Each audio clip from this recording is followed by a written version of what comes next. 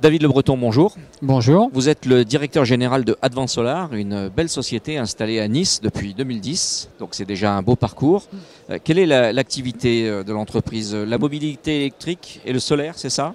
Oui, c'est ça. C'est résumé en 3 mots, mobilité électrique solaire, c'est-à-dire que nous avons développé toute une gamme de solutions et services pour la mobilité électrique, pour la servir avec l'énergie solaire si possible.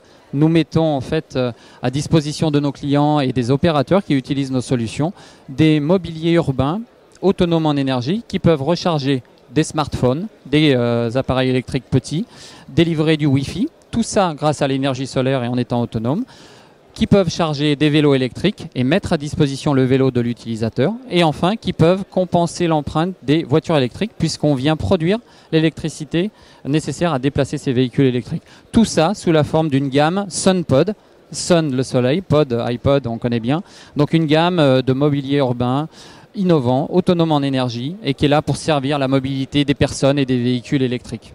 Quel est le business model? C'est du mobilier que vous vendez en fait à des collectivités ou à des entreprises, ou vous leur mettez à disposition en location? Alors effectivement, on a les deux modèles. On peut passer par de l'investissement propre, c'est souvent le cas avec les grandes entreprises. Autant le client idéal, c'est la collectivité, les usagers de la collectivité. Autant pour atteindre ces clients, on peut passer par des appels d'offres et par la collectivité, ou on peut passer aussi par des entreprises qui mettent à disposition de leurs employés des flottes de véhicules et des outils pour charger ces véhicules et les piloter. Donc on propose de l'investissement, de la location longue durée, du leasing si vous voulez.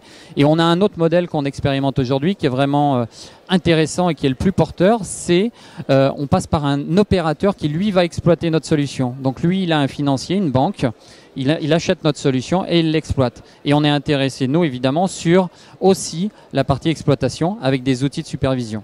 On a une idée d'un ordre de coût, ce que ça peut coûter d'installer un pod alors un sur premier le parking pod de son entreprise? Alors si c'est un pod pour charger des smartphones, à partir de 3 500 € pour un mois, vous avez une solution. Si vous le voulez l'acheter, vous êtes à 10 000 €.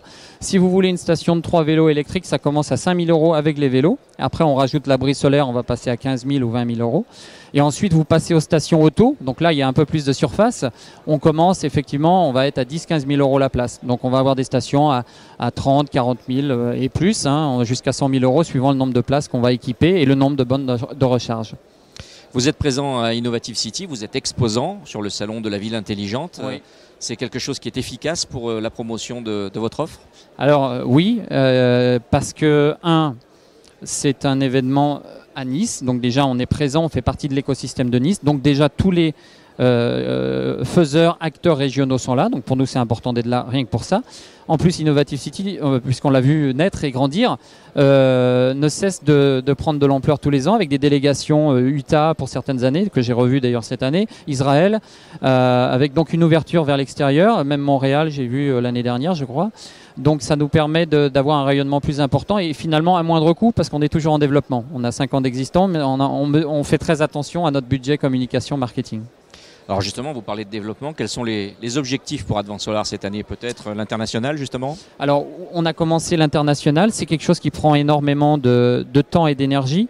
Donc on cible sur, en fait aujourd'hui, après avoir testé des pays peut-être un peu lointains, on cible finalement des pays où il y a un écosystème touristique favorable, où le véhicule électrique a un intérêt et où le réseau est finalement un problème. C'est-à-dire les îles, je pense typiquement l'île de la Réunion, Dom-Tom, donc du coup certains pays même d'Afrique.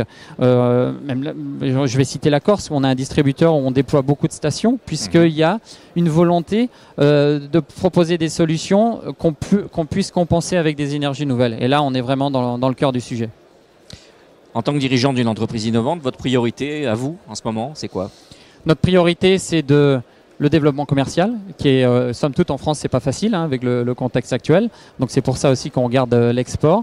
Et c'est de mener à bien notre dernière innovation qu'on présente sur le salon, qui est vraiment un système de réservation, de planification et de maîtrise des flux financiers de nos solutions. Donc ça, c'est important parce que ça pérennise le business model. Donc là, on est en train de peaufiner et on fait partir les premières stations dans les semaines qui viennent.